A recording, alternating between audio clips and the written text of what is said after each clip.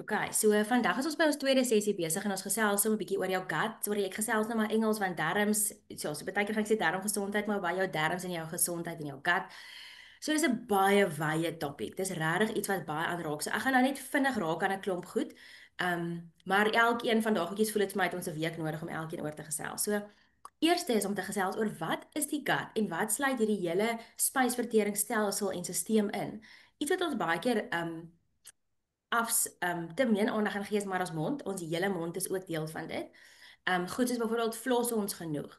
Baie mense glo in oil pulling in die oggend wat jy jou mond met klapperolie uitspoel, die tipe tandeborsel wat jy gebruik, of jy in die oggend borsel of jy tang. So daar's 'n hele ding rondom jou mond, maar ek dink ook ons besef nie altyd die slegte bakterieë wat in jou mond groei en dat dit ook 'n rol het op die res van jou liggaam en jou spysverteringskanaal nie.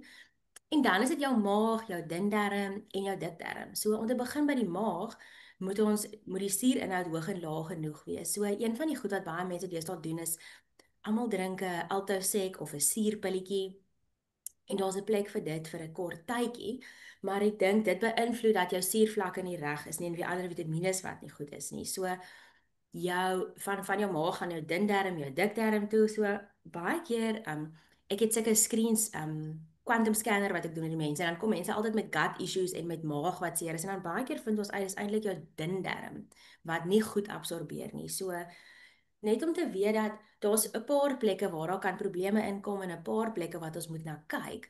So iemand het dit nou so mooi verduidelik te sê hulle as hulle in 'n fabriek, sê maar met 'n karfabriek, is daar 'n conveyorbelt. En elke ou het sy werk en sy funksie in 'n kondisie, soos 'n sekere pH kondisie moet daar wees. So die ou wat die engines in die kar sit, moet dit doen. Dan moet die ou wat die wiele verf of die wiele sê maar aan sit, moet dit doen. Maar met al ons geprosesseerde kos, met stres, met suurvlakke wat nie reg is nie, met maagbakterieë wat nie gelukkig is nie, het van ons tye verskil. So jy kan nou eers dink as jou so die eerste deel van jou dun darm moet die pH bietjie suurder wees want dit kom uit jou maag uit versus die pH in jou dik darm. Maar nou werk jou dik darm dalk nie so lekker nie, so die kos hoop bietjie op. So nou gaan die kos gaan dalk nou te stadig deur die dik darm. So die ou wat nou hierdie werk moes doen word se werk word stadiger. Nou hoop dit op. Hoe nou? So ek wil eintlik maar net julle bietjie blootstel en julle laat dink dat dis baie meer net as wat jy eet, maar dis ook wat in die res van jou wat die res van jou darmes aangaan. En gou hierso speaker wees. Okay. Okay. So ja, wat in die res van jou darmes aangaan? Dan pro en prebiotika. So ons het byvoorbeeld in ons darmes het ons daar's probiotika en prebiotiese kosse. So ons het hierdie bakterieë in ons darmes en ons sal baie sê ons drink probiotics of ons drink aanvullings en ons eet prebiotiese veselkosse. So ons moet altyd dink dat die tipe kos en die tipe groentes wat ons eet, voed hierdie bakterieë. Ons gaan nou gesels oor wat is goeie goed om te doen en wat kan jy by die huis doen. Maar altyd om te onthou dat die beste ding wat jy kan doen is jou dieet. Die beste ding wat jy kan doen is 'n verskeidenheid van kosse eet, 'n verskeidenheid van plante eet en groente eet. Ek dink ons wil altyd eers ryk na 'n probiotiek en 'n probiotiek is goed. Dis goed om probiotics af te wissel, maar om te weet hoe meer verskeidenheid van kosse jy eet, hoe meer gaan jy die verskillende ja, gaan jy jou die kolonies bakterieë in jou maag gaan jy meer voed. Alright, so die doel van die darm. Wat is die doel van die darm? 70% van die immuniteit kom uit jou darmes uit. So ons wil heeltyd hê oor die kinders is heeltyd siek en ons is heeltyd siek, maar ons besef nie dat 70% van die immuniteit kom uit jou darmes uit en 90% van jou serotonien wat jou voelgoedhormoon is, kom ook uit jou darmes uit. So wat dit daar nogals moeilik maak is eerstens as mense depressief is, hulle voel nie lekker nie, gaan drink hulle antidepressant en ek glo daar's regtig 'n plek daarvoor as jy regtig 'n serotonien tekort het of as jy serotonien reseptor probleme het. So met my DNA toetse kan ek gewoonlik sien en ek kan toetse doen om te kyk waar lê die probleem. Maar vir die gewone mens en ek moet sê hierdie hele praatjie is voorberei ook maar vanuit die aard dat julle nie een van julle byvoorbeeld regtig 'n ernstige gut probleme het nie. So dit is iemand wat normaal bietjie sukkel met opgeblaasheid of pyn of so, maar nie noodwendig 'n kroniese kolitis of iets soos dit nie. So jou darmkanaal maak hierdie hormone. So ons moet moet fokus. As ons maag gesond is, gaan daai ook beter wees. So 3 dinge wat jou darmbakterieë doen om jou risiko vir breinsiekte te verminder. Dit was my baie interessant, hierdie boek wat ek gelees het, wat ek nou vir julle gewys het, van hierdie David Perlmutter, het so in diepte navorsing gedoen en studies gedoen omtrent ADHD, Alzheimer's, autistiese kinders en hulle darmbakterieë getoets, dan sekere stappe gedoen om hulle darmbakterieë beter te kry, sekere goed uit te sny en hoe hulle dan hulle gedrag beter was, hoe hulle liggaam beter was. So ja, baie goed. Ek moet sê dit was regtig lekker om te lees en te luister. Ja, om dit te lees. Okay, so die 3 dinge wat jou bakterieë doen om jou brein te beskerm. Is dit help om inflammasie te beveg. Dit behou die dun wandselle om leaky gut te voorkom en dit vervaardig die belangrike chemikalie vir jou brein soos BDNF, Vitamiin B12 of GABA, goeders wat nodig is vir jou brein. So die eerste ding, so daar was nou 3 goed wat ek genoem het wat die darmbakterieë doen. Die eerste ding is inflammasie.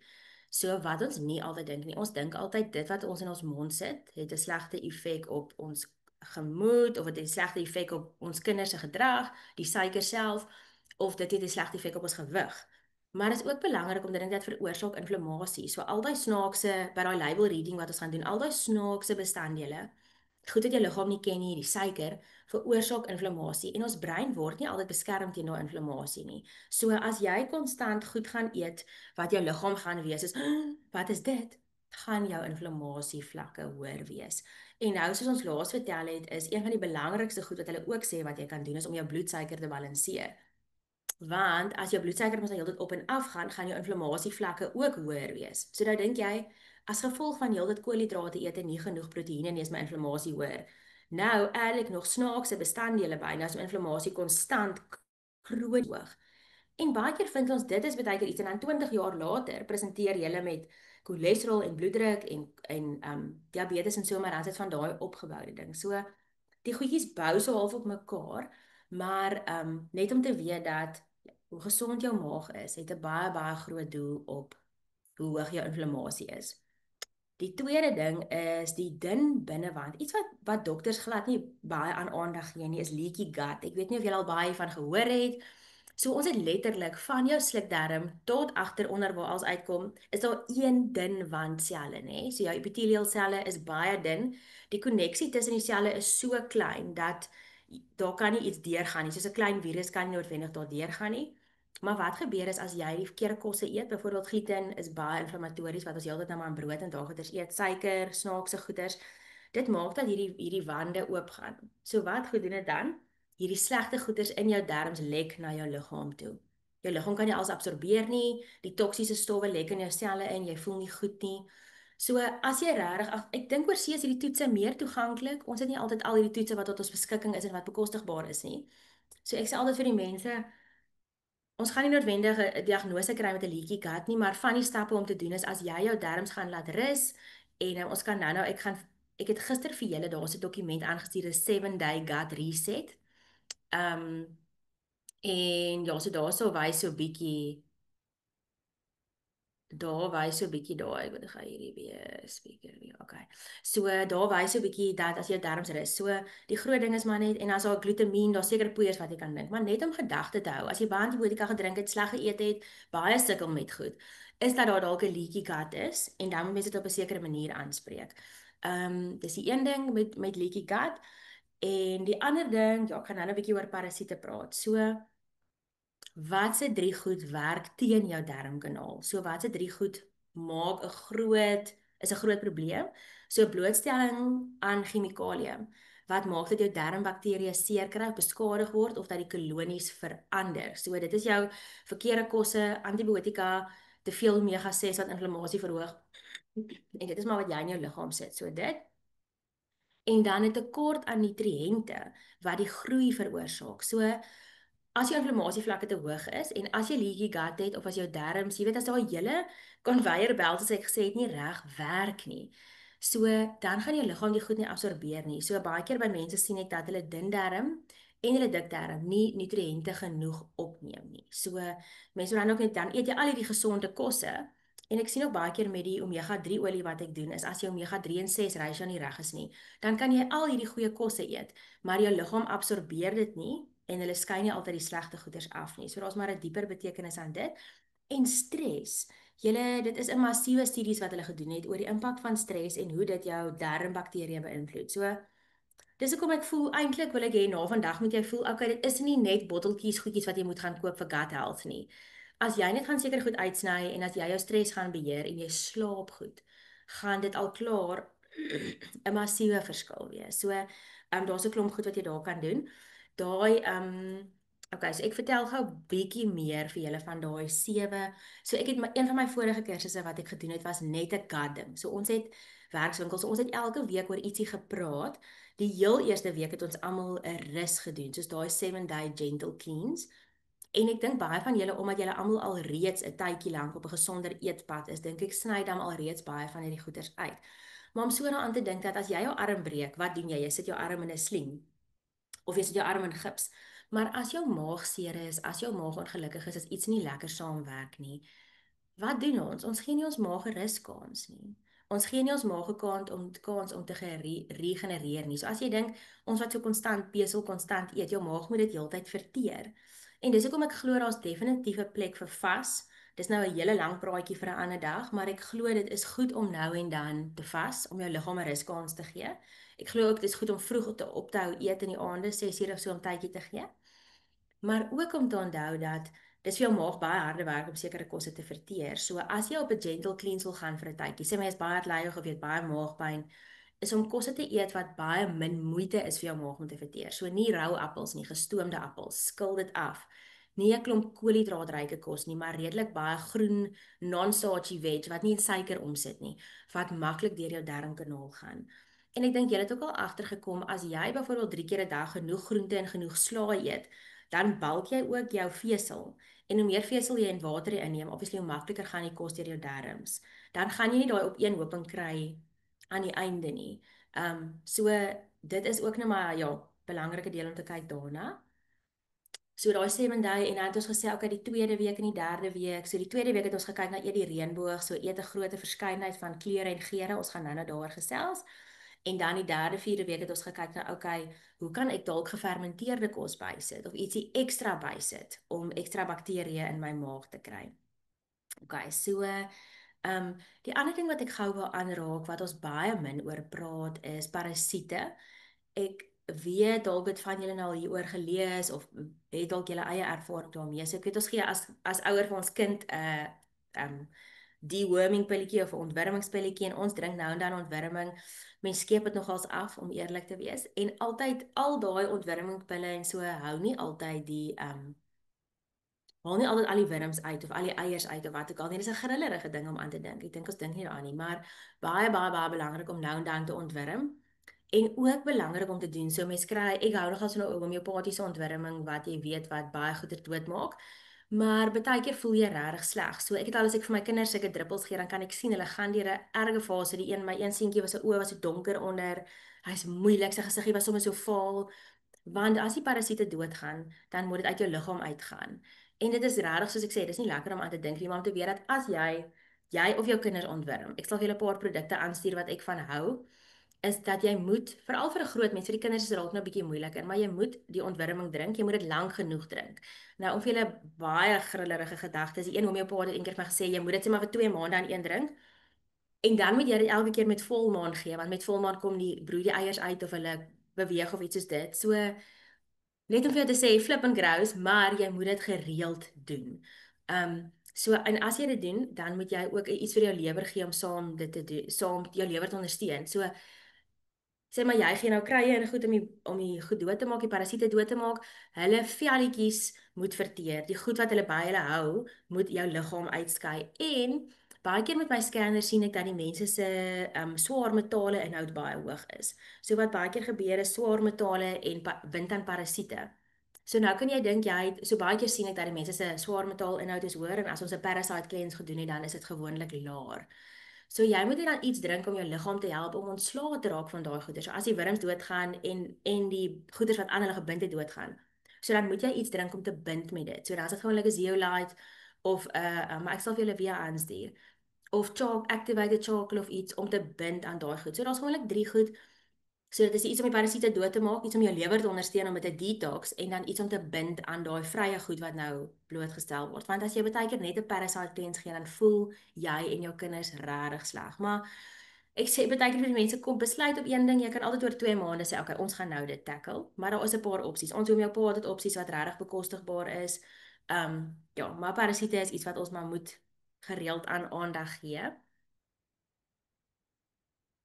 Okay, en dan okay, so ons het nou bietjie gaan gesels, regtig net geraak aan jou darmes en jou bakterieë en die suur. So met ander woorde stres en koffie maak dat jou maagsuur te hoog is, dan gaan jy heeltyd sooibrand hê. Te laat eet in die aand, te veel rykos eet. So daar's 'n klomp goed wat 'n impak het op jou suurvlakke en op jou bakterieë en ook of jy normaal gebore is of nie.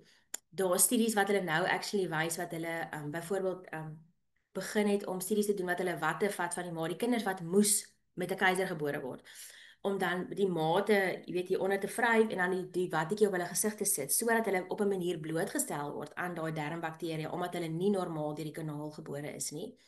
So daar is studies daaroor, daar is studies wat hulle fecal transplants doen wat hulle kinders se outisme begin genees omtrent deur net hulle darmkolonies en bakterieë te doen. En as jy heeltyd te veel suiker gaan eet en te veel geprosesseerde kosse gaan eet, voed jy die verkeerde darm, die verkeerde bakterieë.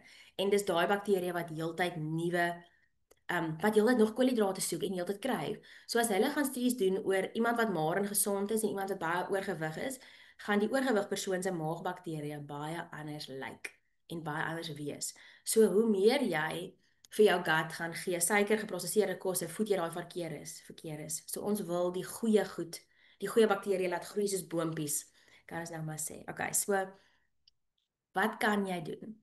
Soos ek reeds gesê het, ek aanvaar dat ons nie een soos Crohn's of colitis of 'n ernstige maagding het nie.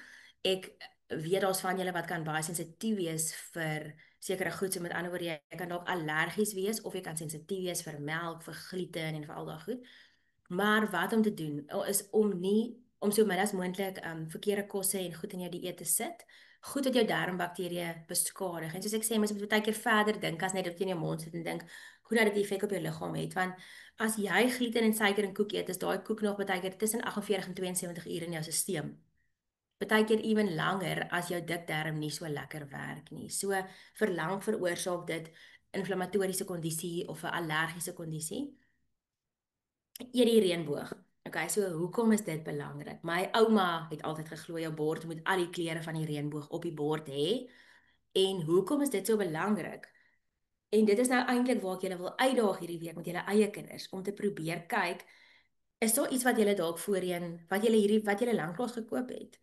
Ek weet mense maak altyd staat op die bekostigbare goed, die goed wat die kinders vol maak. Al is dit iets soos 'n agurtjie of al is dit iets soos 'n okay, ons ek gaan nou praat oor gefermenteerde kosse, maar om net te gaan kyk na elke liewe plant vesel voed 'n ander darmbakterie in jou maag, nê? So ons doel vir 'n gesonde, fantasties funksionerende persoon met darm is 30 plante 'n week. Okay, so dit is bitter baie. Okay. Dit klink baie erger as wat dit is. So ek wil julle uitdaag om hierdie week te gaan tel en te gaan kyk. So met ander woorde krye is 1. So as jy nou byvoorbeeld kos maak en jy gooi timie in of jy gooi roosmaryn in, dis 1 plant. Knoffel is 1 plant, eie is 1 plant. So baie keer deur 'n slaai of deur 'n breedie of deur 'n curry of wat ook al kry jy actually al klaar 5 of 6 plante in. So dit is nie onmoontlik nie. Okay, so net om jou uit te daag, nou en dan tel dit. Ek sal baie keer vir my kinders dan man, dit is sommer leftovers wat ek hier vir aandete op die bord gepak het. Klomp peselgoed. Pak ek dit op die bord en dan ek soos julle hier is ons nou 12 verskillende krye in, 12 verskillende plante in. Of in die winter voel dit vir my mense sal vir my sê oor is so duur, dan sê ek soos wel die een keer dat ek uitgewerk het, gaan koop ek 'n soup mix. Ek koop chicken chunks, sulke stukkies hoender en ek het 'n suurdeegbrood gebak. Dit kos dit vir my R100 vir 'n ete vir 5 mense. En dit was 'n suurdeegbrood wat ek gekoop het daai dag nog ook. Ek het nie eens gebak selfie en daar was net maar 12 verskillende plante in. So dit hoef nie altyd fancy en grand te wees nie, maar om jouself uit te daag op 'n verskeidenheid. Haai, kom ons probeer hierdie soos gisteraand het my kinders sê hulle is honger. Soos byvoorbeeld in mins, kan jy baie goed gooi. Wes, ek weet Jamie Oliver het so 7 veg sauce wat hy soos 'n klomp groentes vat en hy juist dit en hy gooi dit in die mins. En gisteraand het my kinders in die tuin gaan spinasie pluk en ek het dit fyn gemaal saam met hulle omelet en hulle dit gegee. Daar kry jy lekker spinasie in wat hulle nie voorheen ingekry het nie. So die eerste ding wat jy kan doen sonder om aan 'n winkel te hardloop vir 'n klomp diergoed is eet die reënboog. Okay, soveel as moontlik plante, kleure, geure. Onthou 'n appel is 'n anderste een. 'n Piesang is iets anders. So elkeen is verskillend. Gefermenteerde kosse is bietjie moeiliker vir kinders om in te kry. Ons as groot mense moet dit geleidelik insit. So gefermenteerde kosse, byvoorbeeld die Koreaners is baie gesond en hulle is goed, hulle maak baie stadig gefermenteerde kosse. Ek dink ons moet ons oumas weer nader trek om ons te leer om meer te bottel en om meer hierdie goeders te doen. So op hierdie stadium wat ons kry in die winkels se sauerkraut, wat almal nie altyd van hou nie, maar dit is fantasties vir jou maag want daar's so baie pre- en probiotics in. Yoghurt is 'n prebiotic food, kefir, kombucha is prebiotic. Ons hou daarvan om kimchi te maak. Ek het so 'n maklike kimchi resep. Hy's nie so lank gefermenteer nie, so dis lekker vir die kinders en ons hou daarvan. Maar ja, net overall kosse wat gefermenteer het. Suurlegbrood is ook goeie bakterieë in omdat hy tydjie gevat het om te fermenteer. Dan 'n baie goeie omega-olie is baie goed ook vir die darm, vir die inflammasie veral, maar ook vir die beweging van kosse deur jou kanaal. En dan vesel, soos ek gesê het nou so as jy die reënboog gaan eet, gaan jou veselinhoud meer wees en dan gaan jou stoelgang ook makliker deurgaan. So ons almal om net vir die idee te gee wie hoe eet die reënboog en die vesel bymekaar kom saam met die detox. So in my DNA toetse wat ek doen, sien ek baie keer dat ons het twee detox paaie, twee detox pathways. Pathway 1 en pathway 2. Nou meeste van die tyd is een van daai twee paaie sleg beïnvloed of werk jou nie so lekker nie. Dit is normaal, ons almal van ons se een werk beter as die ander een. So ek sal baie keer mense sien wat sê hulle detox pathway 1 werk te vinnig, detox pathway 2 werk te stadig. In my geval weet ek sukkel met my detox pathway 2. So hoe dit werk is detox fase 1 beteken jy het hierdie vrye radikale in jou liggaam. So kom ons noem dit skelms. Verkeerde goed wat jy geëet het en gedoen het, dis die skelms. Detox fase 1 beteken antioksidante kom bind hulle. Okay, so antioksidante is jou Vitamiin A, E, goeders wat in kleure is. So eet die reënboog beteken ook dat jy meer antioksidante het. So antioksidante is die polisiemanne wat die skelms kom boei. Dis fase 1. So as jy te veel inflammasie het, jy te veel vrye radikale en te min antioksidante en te min kosse en kleure is, gaan jy nie daai fase 1 funksie kan doen van kom ons bind aan hierdie skelms nie. Okay, so fase 1. Fase 2 is die garbage trucks kom nou, so die polisiemanne gooi nou hierdie gemors in swart sakke. Fase 2 is die Phyllis lorry kom en hy gooi dit alles in die garbage truck en hy vat dit uit. Okay, so dit is detox fase 2 wat 'n probleem kan wees. So ons weet nie met een van julle waar die probleem lê nie, maar om jou fase te ondersteun is die beste ding om te doen om dan net te sorg jy genoeg genoeg antioksidante inneem om fase 1 te kan doen. En fase 2 is oefen ek genoeg, drink ek genoeg water en het ek genoeg vesel om daai te kan help uitvat. En blomkool, al jou koolkosse. En kool is redelik bekostigbaar, so ek dink ons eet hopeloos te min kool. So kool in 'n mees rouste vorm aktiveer 'n ensiem in jou lewer wat detoksifisering veroorsaak. So as jy byvoorbeeld vir jou kinders lekker, my kinders hou baie van crunchy kool, die een hou meer van gaarkool en een hou meer van rou kool, maar kool is iets wat ons baie meer vir ons kinders kan gee want dit aktiveer daai detoksifiseringsfunksie. So om vir jou dit te gee, my detoxpad 2 wat nie lekker werk nie.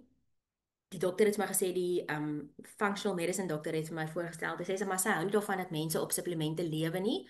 Niemand van ons doen nie. So wat sy voorstel is ek moet soveel as moontlik rouerig koolgroentes eet. Die res van die tyd moet ek vir 3 maande, so kies 3 maande sê maar van die jaar en dan drink jy 'n aanvulling om jou lewer te laat detoxifiseer. So sê mense kry sulforosame, ek sê dit nou verkeerd, maar dis die komponent wat in broccoli is wat jy dan apart in 'n poeiervorm kan kry. En die ander ene is so 'n magic tool wat ek baie keer doen is NAC of N-asetielkolien of N-asetielcysteine. Dit is die hoofbestanddeel wat in ICC is. Okay, so die ICC wat jy in die winkel koop, sê mos nou ICC 200 of ICC 600. Daar's baie studies gedoen oor dit dat dit bloot nie net is om mucus dun te maak en immuniteit op te bou nie, maar ook verskriklik baie kinders se gedrag mee gehelp het. So byvoorbeeld om terug te kom na die studies wat hulle gedoen het op autistiese kinders, die dokter spesifiek het al baie kinders van die spektrum af gekry, deurdat hierdie kinders wat presenteer met al hierdie slegte gedrag, se lyfies detox nie goed nie. So nou kan jy dink as al hierdie gank in jou liggaam opbou en dit detox nie goed nie, gaan jy nie lekker voel nie. So ek weet ons praat nou oor eet en ons praat oor darms. Ek sal byvoorbeeld daar sommer 'n spesifieke brand wat ek sommer op Takealot bestel. Ek sal dit vir julle aanstuur. Vra my net want ek sê baie keer goed en dan vergeet ek, maar vra my dan stuur ek dit vir julle aan. Dit is NIC, so N-acetylcysteine, cysteine of choline. En nou sê ek ja. En sê dit nou 16 ja. En so my seentjie was omtrent 3. Die dokter voorgestel ons gee ons 600 milligram om hom te detox, nê. So ons drink, jy kan baie van dit drink. Die enigste ding wat gebeur as jy dit vir 'n jaar aan een drink elke dag, dit gaan jou maagsuur dalk bietjie hoog maak.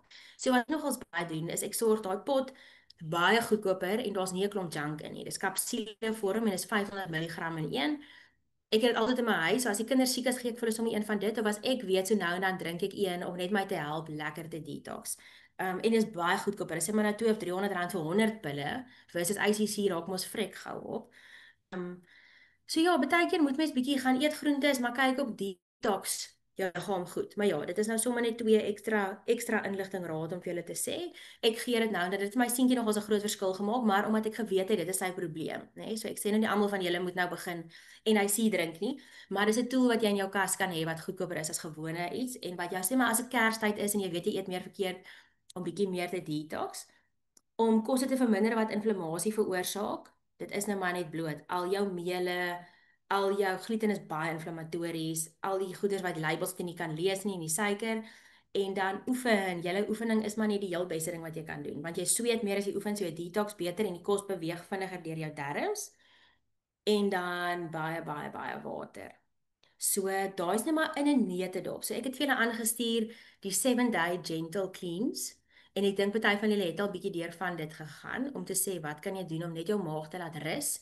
Dis ook 'n goeie idee om byvoorbeeld na Kersfees of na 'n tydjie wat jy baie verkeerd geëet het om net jou maag so 'n bietjie van 'n ruskans te gee. En dan gaan ek ook nou vir julle die e-book aanstuur wat ek gesien het wat baie goeie inligting in het. Alles wat ek nou gesê het wat bietjie meer praat oor die gefermenteerde kosse en alles en die vesel. En dan het ek ook vir 'n dokument aangestuur oor die verskillende yoghurts wat goeie opsies is om te eet. Ja, en dan nou maar eet die reënboog. So wat ons nou gaan doen is ons gaan gou, ek gaan nou eers die recording hier stop.